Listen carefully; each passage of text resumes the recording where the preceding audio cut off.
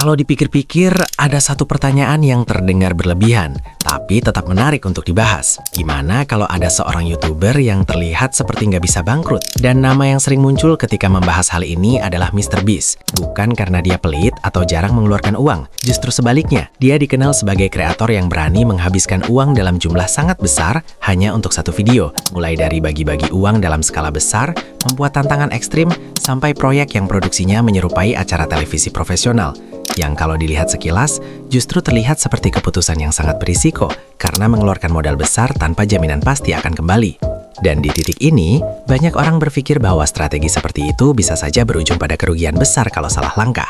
Tapi yang sering tidak disadari adalah bahwa yang dilakukan bukan sekedar menghabiskan uang, melainkan memutar uang tersebut menjadi sesuatu yang punya potensi menghasilkan kembali. Karena setiap video yang dibuat sebenarnya tidak diposisikan sebagai konten sekali lewat, melainkan sebagai aset digital jangka panjang yang dirancang untuk terus menarik penonton dari waktu ke waktu.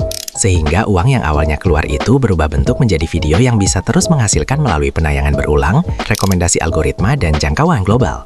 Dan disinilah perbedaan cara berpikirnya mulai terlihat. Karena bagi banyak kreator lain, video adalah biaya produksi. Sementara dalam sistem ini, video diperlakukan seperti investasi yang diharapkan memberi return.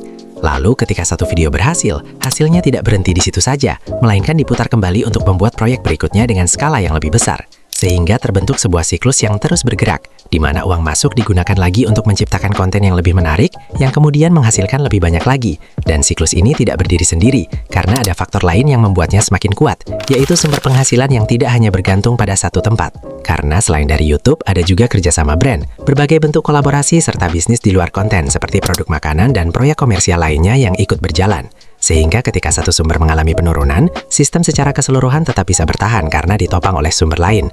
Dan ini membuat struktur keuangannya jauh lebih stabil dibandingkan kreator yang hanya bergantung pada satu jalur pemasukan. Lalu di balik semua itu, ada hal yang sering tidak terlihat oleh penonton, yaitu keberadaan tim yang besar dan terorganisir. Karena konten dengan skala seperti itu hampir mustahil dijalankan sendiri tanpa dukungan tim produksi, tim kreatif, editor, hingga orang-orang yang secara khusus memikirkan ide dan strategi konten. Yang artinya, setiap video bukan hasil spontan atau sekedar coba-coba, melainkan hasil dari proses panjang yang melibatkan pemilihan ide, pengujian konsep, dan perencanaan yang matang untuk memastikan bahwa konten tersebut punya peluang tinggi untuk berhasil.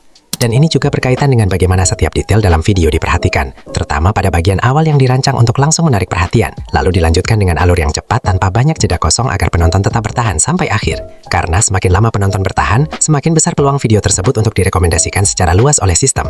Dan ketika hal ini terjadi secara konsisten, maka efeknya akan terus berulang dan memperkuat siklus yang sudah ada. Sehingga dari luar terlihat seperti sebuah sistem yang hampir tidak pernah berhenti berkembang, padahal sebenarnya yang terjadi adalah rangkaian keputusan yang saling terhubung dan memperkuat satu sama lain.